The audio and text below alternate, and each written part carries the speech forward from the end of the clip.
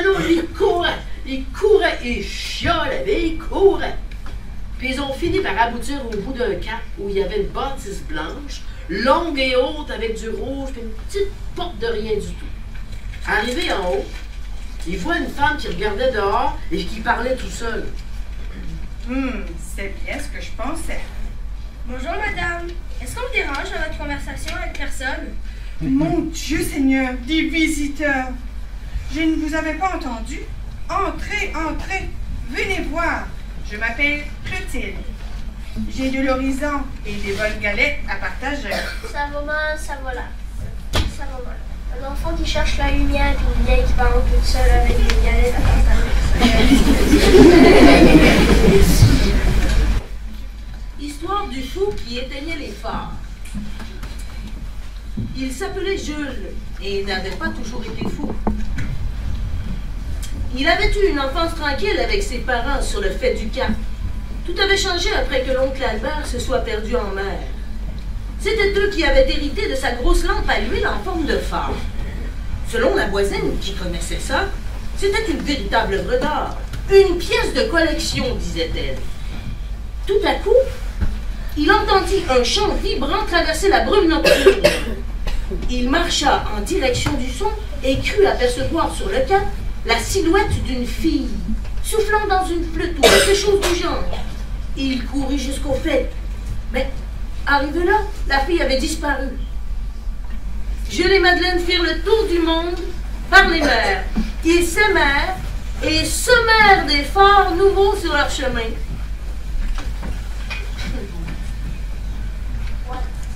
Madeleine trouvait que Jules la faisait rire et Jules l'appelait ma petite elfe des mers.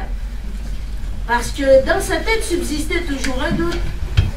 Aucun des marins de l'Espéranza n'avait jamais signalé la disparition d'aucune passagère. Ah, mais c'est toi l'escorteur qui répète toutes les chansons. Je te reconnais maintenant. Oui, c'est ma mission dans la vie. Mon arrière-grand-mère m'a suggéré fortement d'être casseur. Protégeons les refrains et les couplets pour que les mélodies et les chants des marins survivent au-delà des continents.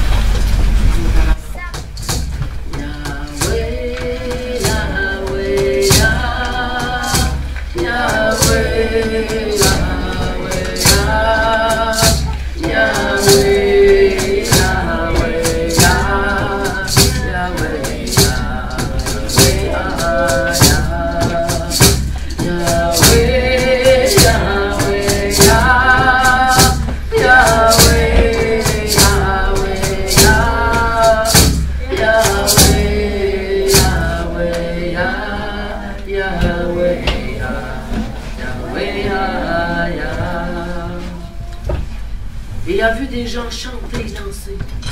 Il entendait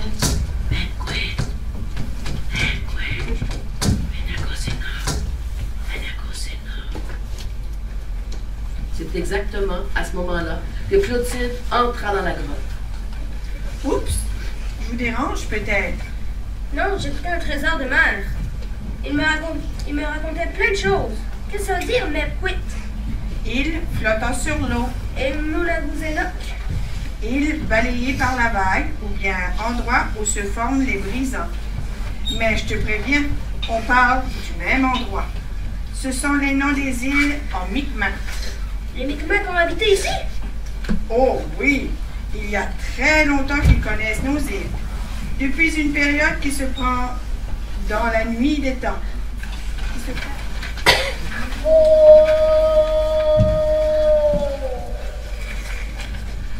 Un jour, sur le bord de la plage, on a trouvé un canot, renversé avec à l'intérieur endormi un petit garçon. On n'a jamais su d'où il venait, mais les gens de l'île l'ont accueilli à bras ouverts et ils l'ont adopté comme un fils. Lui, il adorait son canot. Il n'y avait rien de plus précieux sur la terre que son canot.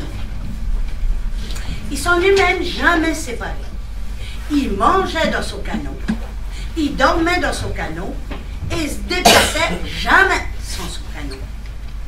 On dit même qu'il en a fait sa maison. Quand il pleuvait, il renversait et il se couchait où?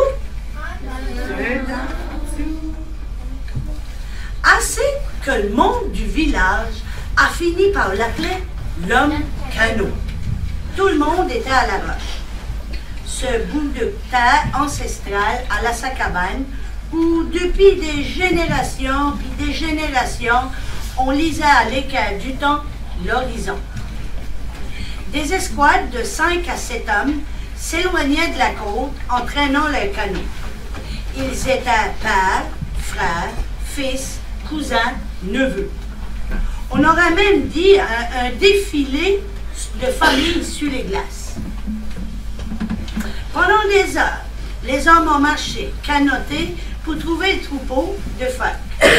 Quand tout à coup, ils se sont retrouvés dans un immense nuage dense. Tellement dense que les chasseurs ont cru que le bout du monde était au bout de leurs bras. Ils voyaient ni ciel, ni terre. D'un coup sec, une brume s'élevait au couteau. Le chef d'escouade a crié « La laine des loups marins s'élevée! La laine des loups marins s'élevée! On ne voit ni ciel ni terre! » Rappelant ces hommes ensemble auprès de lui, au même moment, quelque chose est né près des chasseurs, comme si la rencontre de la chaleur de la laine des loups marins et le froid de l'eau avait fait naître aussi ce tout petit nuage. Comme l'enfant nuage est né en entendant au voix ni ciel ni terre, ben il a cru que c'était son nom.